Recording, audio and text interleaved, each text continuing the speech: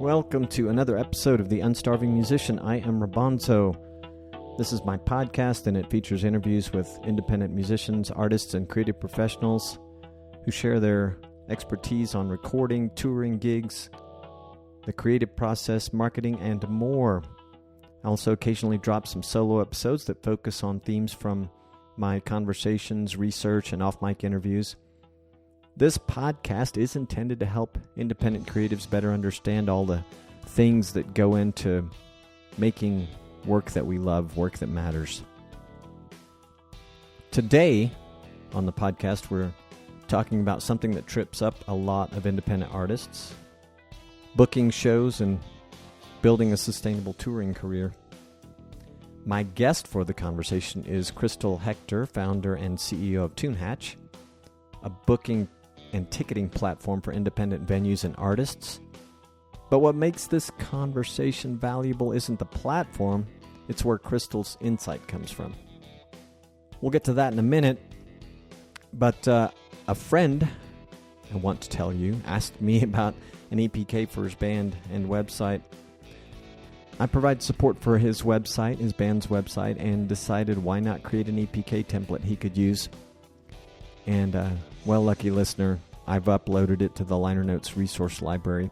If you are interested in getting this EPK template for your band or solo act, sign up for liner notes and send me a note saying you want the template. Liner notes is free, and you'll need only reply to the first or any subsequent email you get from me to ask for the template with your liner notes subscription. And if you've not heard me say it in past episodes, liner notes subscribers get bi-weekly emails from yours truly, and they include insights from 300 plus conversations with working artists who've figured out how to make sustainable living from their creativity, delivered straight to your inbox. So yeah, go to unstarvingmusician.com/liner notes or visit the show notes for this episode. There'll be a link there. Again, after signing up, just send me a note to ask for the EPK template, and I'll send it to you right away. Both liner notes and the template are free, and you can unsubscribe at any time. TuneHatch, co-founded by Christal Hector, my guest today, was built with a venue's first approach. Before they created any tools for artists, they focused on solving problems for venue owners and bookers. That meant Christal had spent years understanding what venues actually look for when they evaluate artists, what makes them say yes to booking someone, and what behaviors make artists easy or impossible to work with. She's also on the National Independent Venue Association's Industry Affairs Committee. Man, that's a mouthful. So she's seeing patterns across the entire independent venue ecosystem nationwide in the United States, probably beyond too. Not just what's happening in one city or region. And before all of that, she was a songwriter. In our conversation, Christal and I dig into the frameworks behind successful booking and touring, what the venue's mental checklist is when an artist reaches out, what proof points actually matter beyond social media follower counts, how do you approach booking systematically instead of just throwing pitches into the void, and what makes touring financially and energetically sustainable versus money-losing burnout machine. We also talk about the stuff most business resources don't cover, like the emotional and energy drain of touring, why you need a support network, and how to think about your tour profitability before you commit to dates. Whether you're trying to book your first tour or you've been doing this for years but struggling to make it work, this conversation gives you the venue insider perspective most artists never get. And now, here's me talking to Christal Hector of TuneHatch. I am in Nashville. Full-time? Yeah, I've been here for a couple years now. Oh. New home. Where were you before? I was born and raised in South Florida. Then I came here for school and basically never left. Where'd you go to school? I went to Vanderbilt. All right. Sounds like a fancy school. I don't know that much about it, but I've heard the name so many times. They've been doing a lot better in sports these days, so that might be why. Well, I'm old too. They've always been like a name that I'm familiar with, but sports, doing well in sports, I imagine, helps. What'd you study there?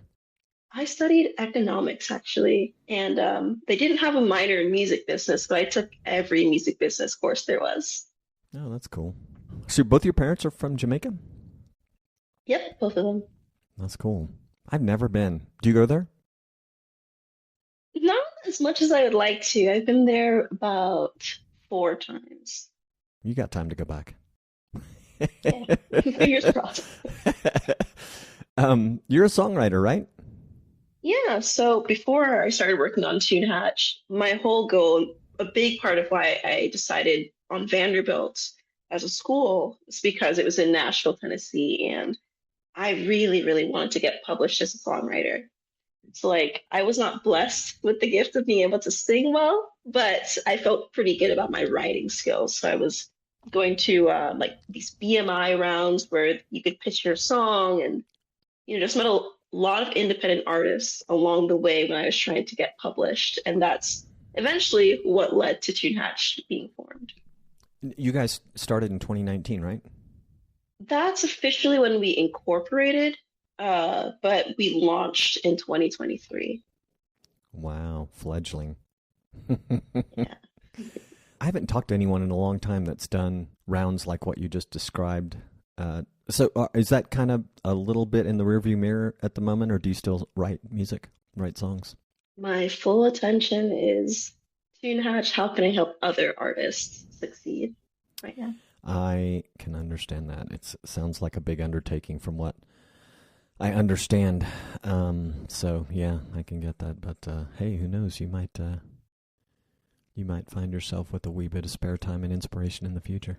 I hope so, honestly. It was a lot of fun. All right. So you started TuneHatch, and correct me if I'm wrong, fact check me, whatever, but you started TuneHatch by working with venues first, not artists, if I understand it right. Mhm. What did that teach you about what venues actually want from artists that most artists completely miss?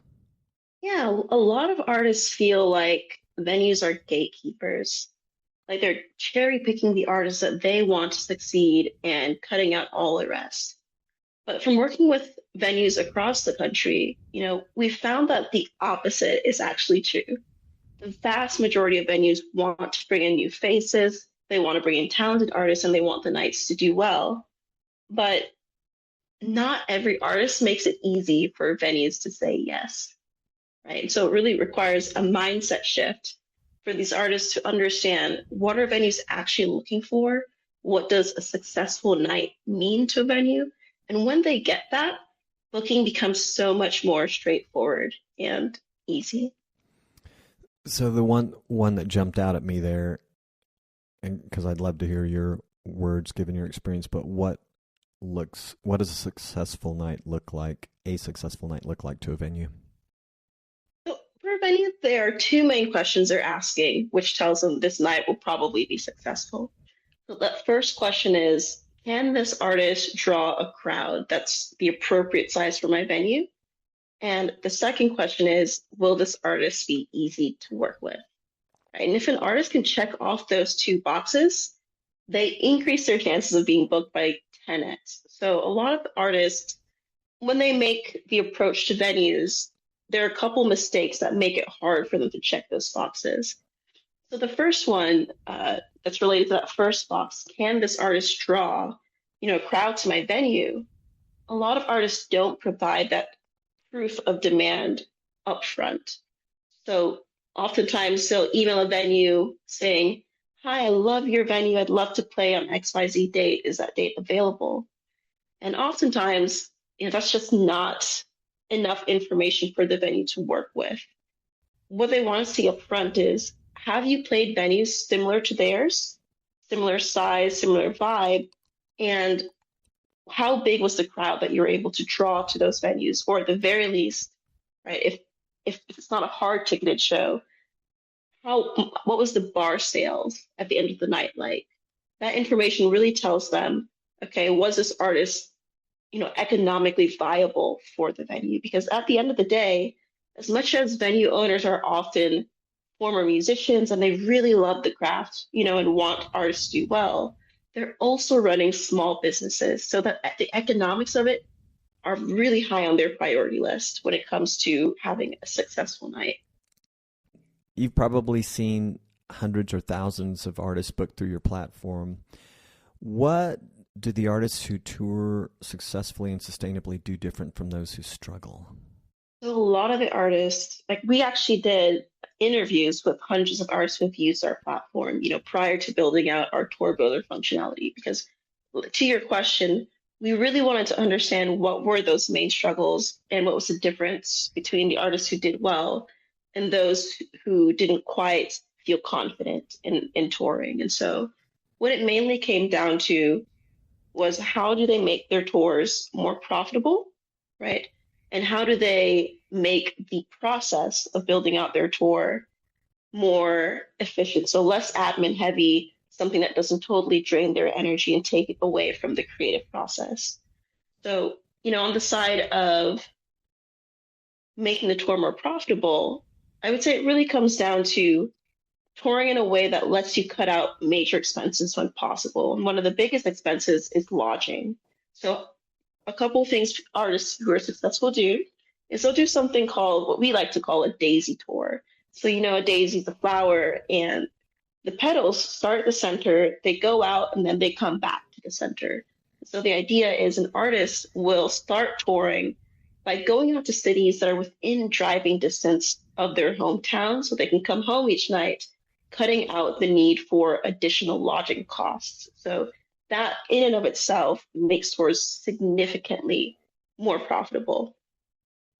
And when it comes to, cutting out things like admin work, when an artist is trying to book multiple shows, they have to do a lot of outreach.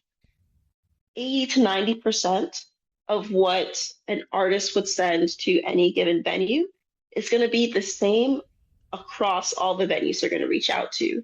And so, something that artists don't always think about is instead of rewriting the same email outreach in different ways every single time, of course, you do want to show the venue, you did your research, you care about them, and you're specifically reaching out to them, but because they're a good fit, with the things that are just standard, like if I were to say, I'm based in Nashville and I've played on Broadway, I don't need to find 100 ways to say that. I can say that in the same way every single time and it work across venues. So really creating those templates that allow them to do their outreach a lot faster with like less of an energy toll each time, which lets them do more and put more time into their craft and the artsy parts. Of course, that most musicians prefer to the business side of things. Sure. And to remind us all that customizing these messages are important as well. And I completely 100% get the value of using the template pieces. What are maybe just some practical tips for items that they might want to customize, and also any trick that you have that keeps them from accidentally sending something out they didn't mean to because it was kind of remnant of a template? Yeah, no, for sure. Definitely read your emails before you send them out. But as far as, what the content of that outreach looks like, I would highly suggest that musicians use things like EPKs or electronic press kits. In a nutshell, it's a one-stop shop that has the bio, it has your social links, your music, any press materials like media, photos, things of that nature that most venues will ask for anyway. So it gives you the opportunity to present that upfront and in a way that is uniquely you as an artist. So it's also you shaping what you look like to the venue instead of them trying to figure that out on their own. And so that's a piece that, regardless of which venue you're sending it to, it's the same item. So, you wouldn't have to worry about, not wanting to send that to one venue and sending it to another. As far as other pieces that need to be customized, definitely the dates. The dates you're asking about should be based on what you see available on a venue's calendar. It means a lot to a venue when you're not asking for a date that is clearly booked, right? So really basic things like that. Templatize where you can, but always show that you did your research on that venue and you specifically are reaching out to them because you think that they are a uniquely good fit? I personally am guilty of doing things like this when I'm in a hurry, and I think I have a little bit of nervous energy that's always, with me. And I just want to hurry for no good reason. But I would probably just add that, like, stepping away from the keyboard right before you click send is probably a good idea to just think about what you've written and maybe take one last look at it. 100%. Walk me through what a venue owner's actually looking at when an artist reaches out. Like, what is their evaluation process? You mentioned a couple of things, like can they draw, and my mind's blanking on the other one, but are there other sort of things that we should know about, or maybe they don't happen all the time, but sometimes? Yeah, I definitely say, can you draw and are you easy to work with are the two most important things. So if those two boxes are not checked yes, it's going to be pretty hard for an artist to get booked in a venue.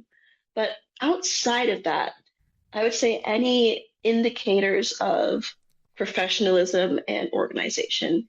And so what I mean by that is something like an EPK, which shows you put effort into how you're presenting yourself, or even something beyond that that a lot of artists don't think about is coming with your lineup already booked. So when you present a venue, me and two or three other artists or bands would be playing together on this night that I'm requesting. What a venue thinks is, oh, okay, so this artist has already thought about how the show is going to go, how the draw metrics, right? How do you fill the room? Venues don't want to have to worry about that 2 weeks out from the show. So if you're coming up front with that information, they feel a sense of relief, in a sense that this artist really has a handle on the show and they're going to make it successful. They view it as a partnership, not as, just getting an opportunity and the venue doing all the work on the back end. What are three things an artist can do in the initial outreach that immediately separates them from everyone else? I guess definitely include the information they're looking for up front. Please do not be the artist that just says, you have a cool venue and I would love to play this date. They get those kinds of emails all the time. And really what that's doing is it's forcing them to do more work, which a lot of them just won't do. They won't respond for that reason. So be upfront with the things that they're looking for, and you're already going to be ahead of half the artists who are, asking about dates. So aside from that, definitely come with a lineup if you can. And if you have played at that particular venue or similar venues before, that will be a big plus in terms of you getting booked again. The things we've talked about so far sound largely applicable to just booking local gigs too. Just Sure. the interaction part. So as you alluded, venues are busy trying to make money and keep their business open, right? And what equation are they running when they evaluate whether to book an artist beyond maybe social media followers? And sometimes I suspect maybe that doesn't always matter as much as an artist might think. Are there any other proof points that could kind of move the needle in the artist's favor? When it comes to venues economics, the main driver for them is how many people are coming through the door. So if you can show them that you're going to get a reasonable number of people through the door where the night is profitable for them, they're going to be super happy to have you. The main way they evaluate that, social media followers is great, engagement is great, having a good, sounding good talent, all of that is important. But the most important thing above that is, what is your show history, right? If a venue can see that you've done well at similar venues to theirs, they're much more likely to trust that as an indicator that you will bring people to their venue than markers like talent or social media. So for any artist, they should definitely prioritize demonstrating what have they done in the past, how have they shown the ability to bring fans out to the show in the past, and venues will be very excited about, anyone who can bring a decent number of people into their establishment.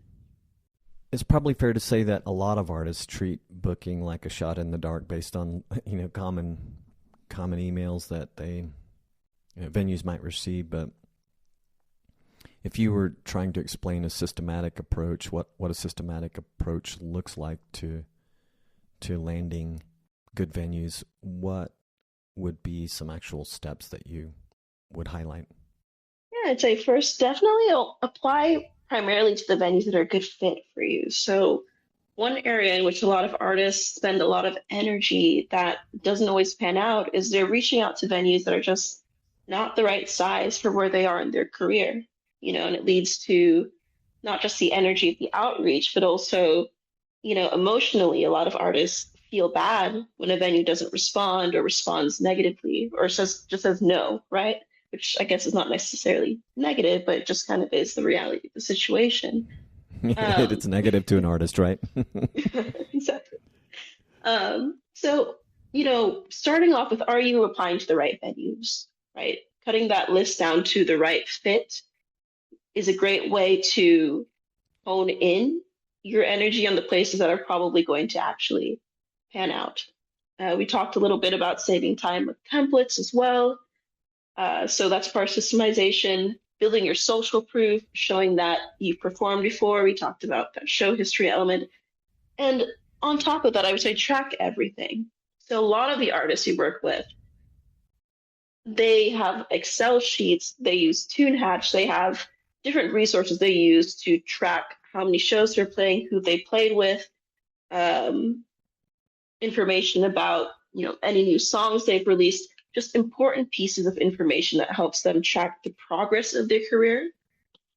Because venues do ask for that information. And instead of trying to figure that out on the fly, these artists simply reach into whatever they're using to track and pull that information out. No stress, super easy, everything is current.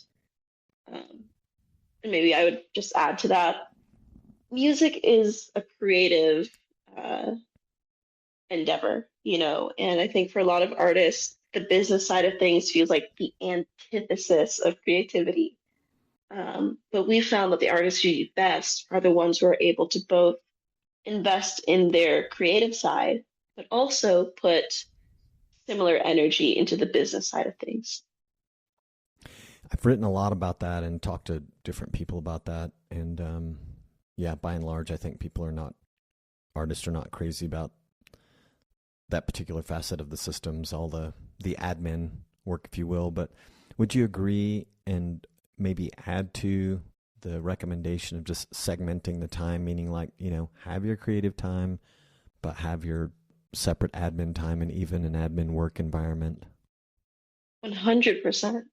100%. Like, balance is super important too. Both, it's kind of like a yin and a yang. They're both necessary to make it work. I have a friend who's feels like a lifelong touring artist, and he probably has some balance that's hidden from me, and I don't see him very often. He's coming, like he'll come to town once a year, and we'll do some shows together. I'll play drums for him, and I see him a lot of off time, just sort of slouched over on the laptop doing the booking and various other sort of admin, non-creative, music things. But I guess I just bring it up. I'm kind of curious how if he really segments it very diligently, or if just like, I've got a free moment, I got to do this, which, sometimes that makes sense. But it seems like it's good to just, I mean, the other thing is too, I guess if you're on the road a lot, as he is, trying to control the different work environments is kind of tough. So you have to have I would imagine, some really small cues that maybe you carry around with you or something to just sort of makeshift a different environment that gets you out of one mindset and into the other for a little while. Yeah, for sure. Like, I wouldn't say that it's a straightforward one size fits all process, kind of comes down to who are you as a person? What's your work schedule like? And just finding the time in a way that works for you.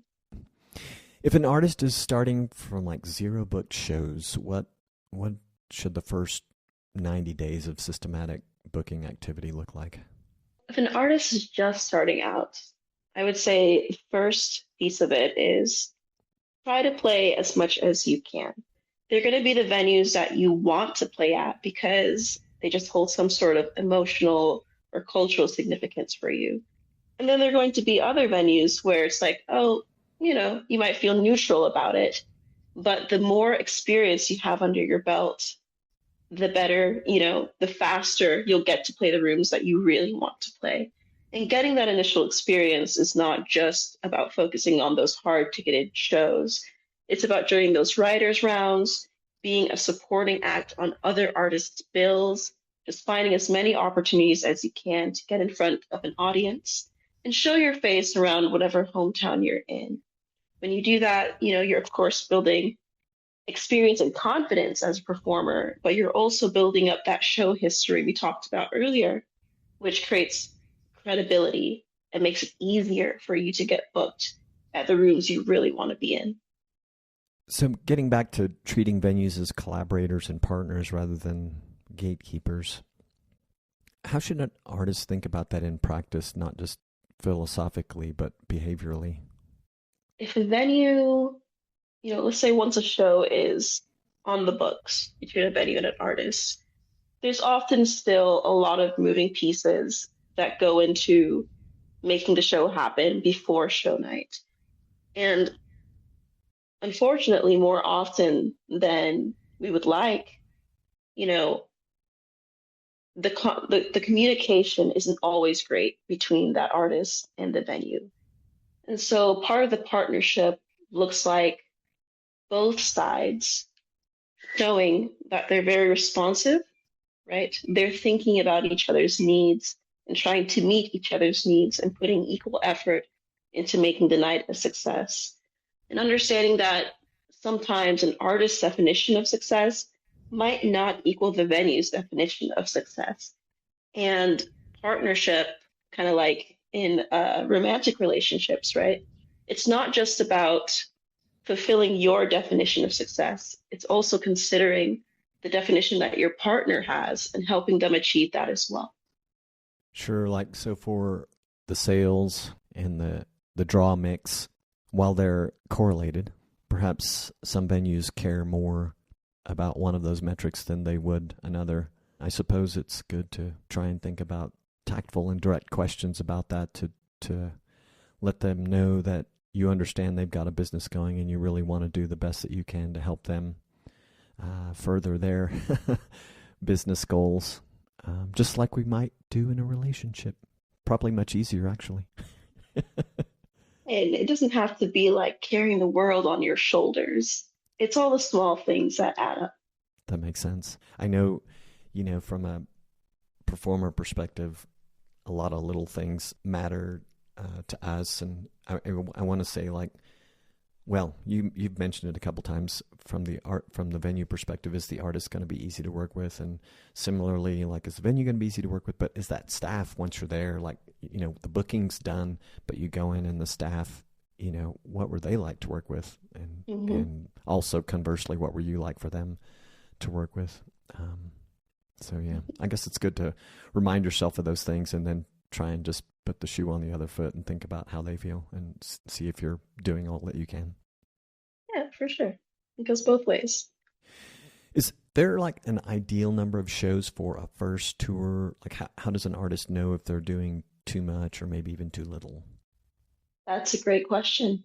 I would say it really comes down to the artist and the purpose of their tour.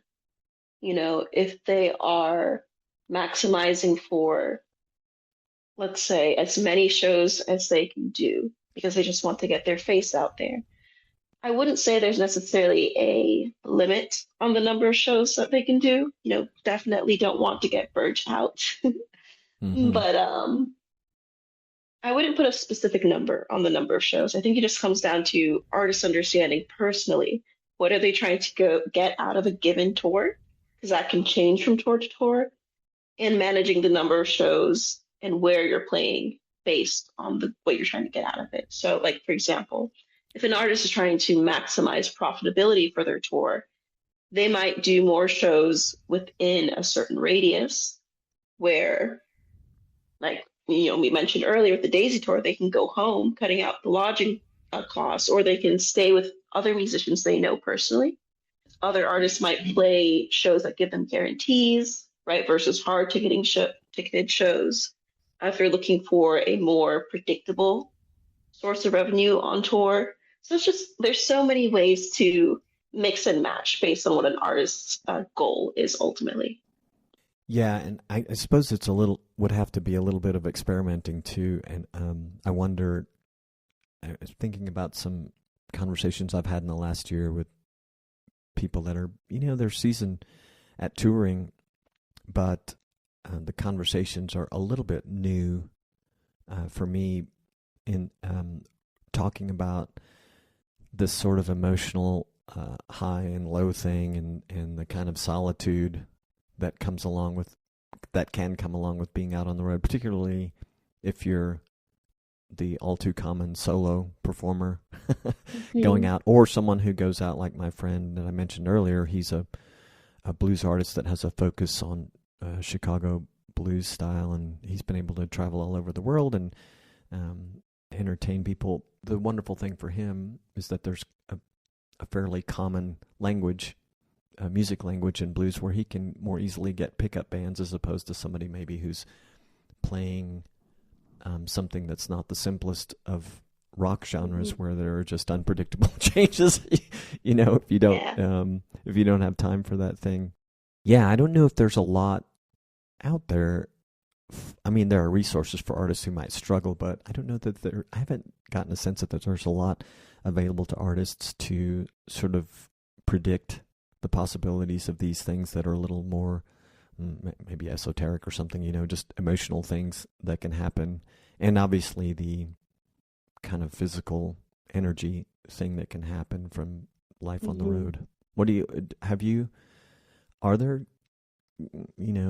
does that get taught much in your experience? That I think you're exactly right. There aren't that many resources that, can adequately prepare an artist emotionally for that experience. And it's so important to have a support network, and understand that even if you're out of town, find some way to stay connected with the people who care about you, who are thinking about your well-being, because there will certainly be times where, for whatever reason, something doesn't go right, or, the pressure just feels like it's a lot. Turning back to those people who care will mean the world of difference and give you the energy that you need to keep going. Right.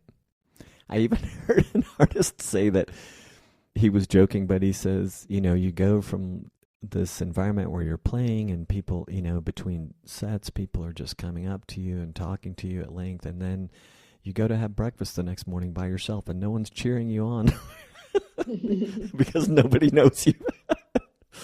And he said it can be kind of challenging. Pretty jarring, huh? Yeah. What in your mind makes touring financially sustainable versus, like a money losing proposition? Walk me through the economics an artist needs to understand or think about. Boil the economics down to two things: your expenses and your revenue, right? So can you minimize your expenses typically being lodging, gas, food. Those are the three primary ones, right? Vans, if you're renting a van, and maximize your revenue. So if you're doing hard ticketed shows, how do you sell as many tickets as you can? Are you reaching out to your fan bases in whatever cities you're performing in, letting them know that you're coming and incentivizing them to buy pre-sale when that's available? Are you filling in between dates or date stacking, which is a term we like to use? Essentially, if you know that you have two of your main shows with a big gap between them, like 5 or more days, are you looking for ways to fill that gap so you're still making money? Because the truth is, you are still spending money, right? Incurring costs on those days that you're not performing, right? Whether you're eating, whether you're, staying at a hotel. So anything you can do to make more money while you're on tour is super helpful in fixing that profitability equation so that you come out in the green and, can tour another day. Are there things that when artists are planning, particularly when they're a little new at this, that can tell them if what they're working on is financially viable? I'm sure the answer is yes, but like, what are some of the things they should be tracking or looking at to know if it's financially viable before they commit to a tour? I would definitely say think about where your fans are.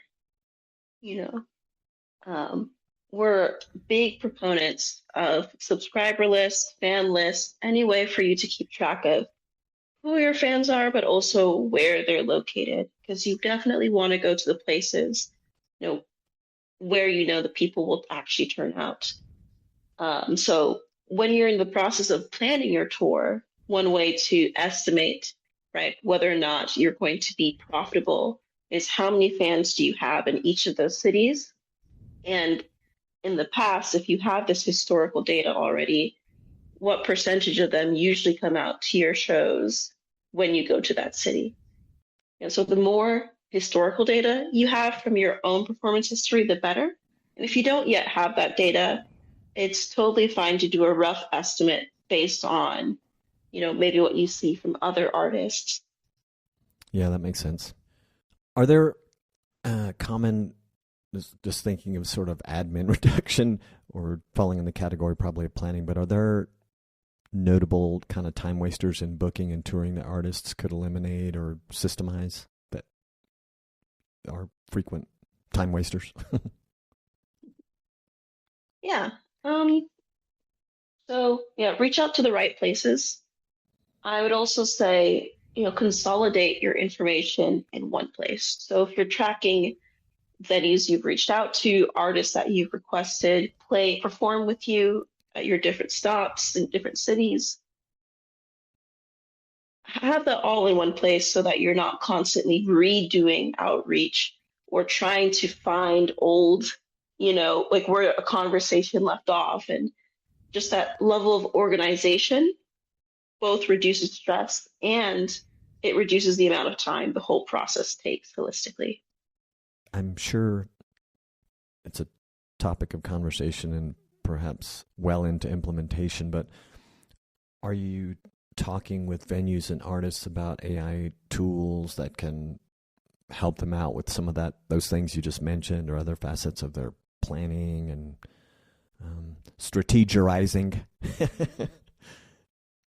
Yeah, I would say this. Most of our venues are not really, like when it comes to AI, I think holistically there's a lot of skepticism. Like we know these days, we've seen over the past year that AI is super powerful, can do a lot for us. But I think the adoption in our industry, and particularly by venues, because the owners tend to be a bit older, is a little bit slower. So at the end of the day, if they can see proof that whatever the AI tool is actually speeds up their processes and makes their life easier, I'm sure they would adopt it. But we haven't really heard from them that there are any specific AI tools they've been using.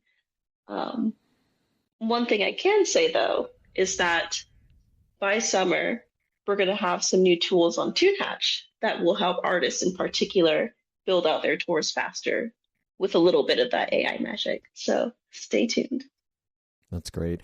I've certainly developed a resource library that I've heavily leveraged AI in producing some of these things.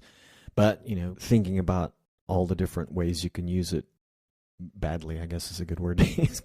Just, by not checking what you're producing, not reading things, not trying things.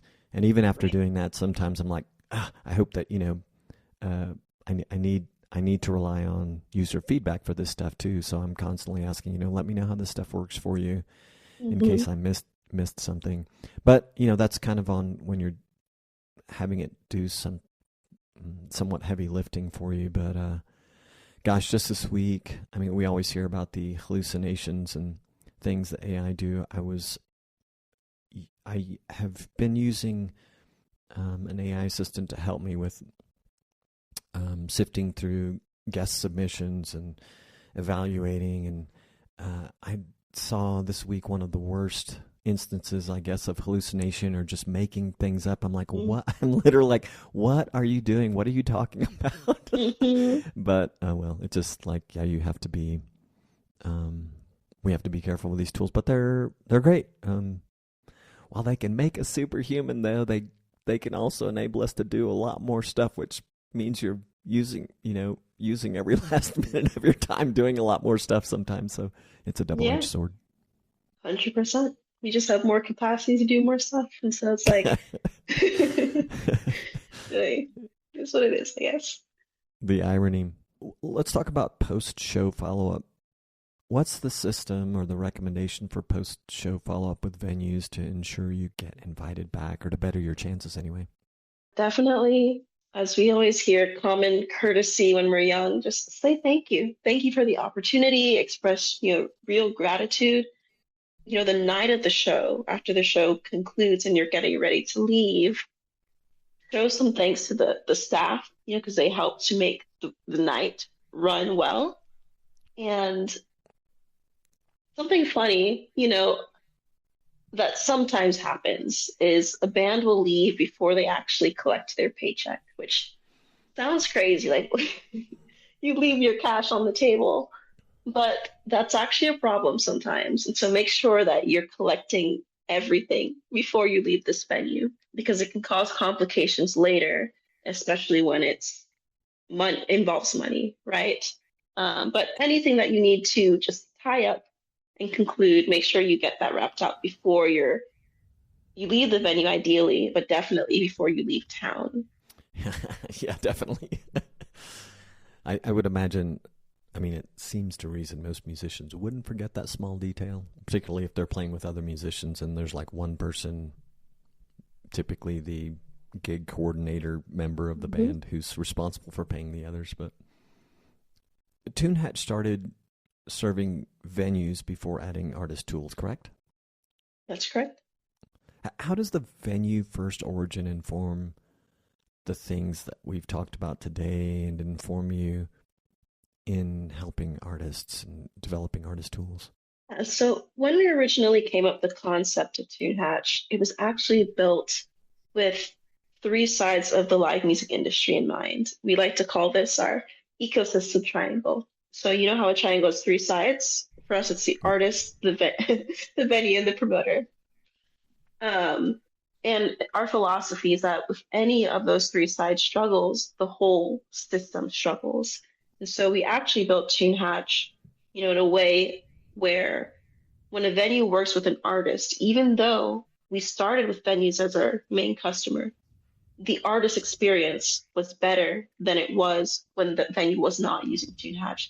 So our processes were more transparent. Artists could see their ticket sales in real time. They could be booked through TuneHatch by that venue. And the booking process was a lot more straightforward with everything that venue was looking for listed transparently. The application process was the click of a button to submit your EPK and a unique message if you wanted to that venue. And so just thinking about this end-to-end process of what does booking, promoting, and ticketing look like in terms of how artists, venues, and promoters work together.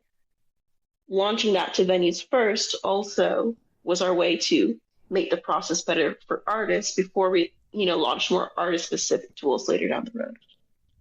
That makes a lot of sense.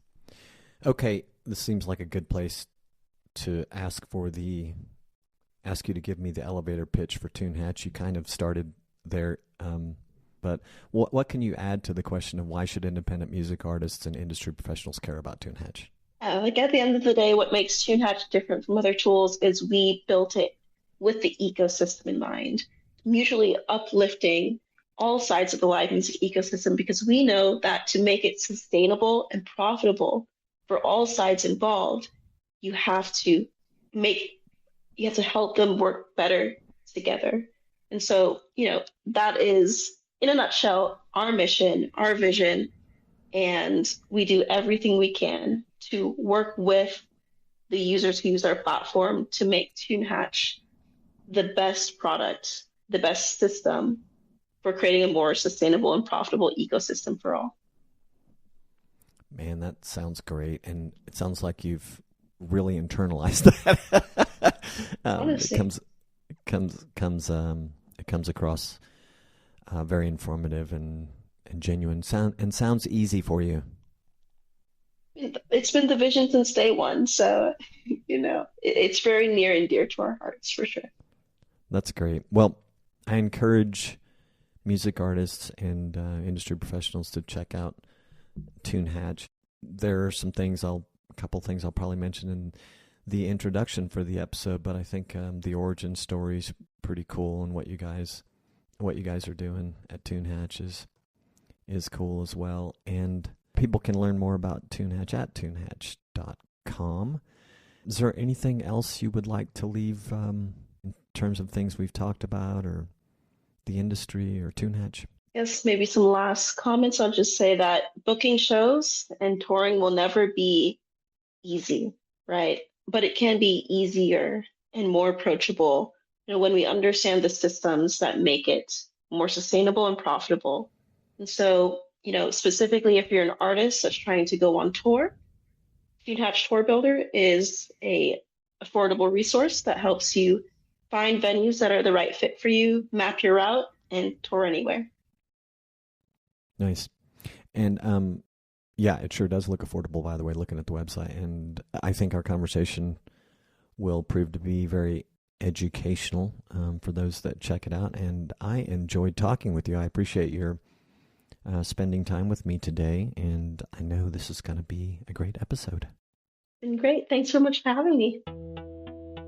As an independent podcaster, your support means the world to me. You could even say I depend on it. With that in mind, here are some things you can do to help support us. Follow us on your favorite podcast app. Leave us a review on your favorite podcast app. Or shoot me a review by email, robonzo@unstarvingmusician.com, that I can use on the website. Or just share this episode with a friend. This makes a huge impact on our audience growth. You could also visit our crowd sponsor page at unstarvingmusician.com/crowd sponsor to learn of the many other ways of supporting the podcast, including a quick and easy online tip jar. It's like click, tip, done, easy, and super appreciated. You'll find many ways of showing your support there, including through our affiliate partners like Bandzoogle, Kit, Email, formerly ConvertKit, DreamHost, and others. The music you're hearing is New Gods Part 2, the instrumental mix by yours truly. You can hear the full version, download it, or buy it at robonzo.com. And if all this was too much to remember or process, just go to the show notes for this episode at unstarvingmusician.com to find links to all the stuff talked about in this episode. You can leave us feedback, questions, comments, complaints at unstarvingmusician.com/feedback. Thanks for listening. Peace, gratitude, and a whole lot of love.